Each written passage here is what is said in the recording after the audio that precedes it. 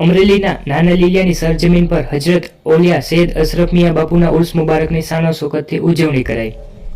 અમરેલી જિલ્લાના નાના લીલિયાની સરજમીન પર દર વર્ષની જેમ આ વર્ષે પણ હજરત ઓલિયા સૈયદ અશરફ મિયા બાપુ ઉર્ફે દાદા બાપુના ઉર્સ મુબારકને શાનો શોકતથી મનાવવામાં આવ્યો હતો। આ તકે અનેક હિન્દુ મુસ્લિમ અકીકમંદોએ આ નુરાની જલસામાં હાજરી આપી સવાબેદાન હાસિલ કરી। તો મુંબઈના મશહૂર નાતખા વાસિફ રજાનુરી સુન્ની દાવતે ઇસ્લામીનો પ્રોગ્રામ પર રાખવામાં આવેલ। આ તકે મહેમાનને ખુસૂસી પીર તરીકત સૈયદ અમાનત અલી બાપુ, પીર તરીકત સૈયદ હાજી કૌસર અલી બાપુ ચિશ્તી પાલીતાણાવાળા હાજર રહ્યા હતા।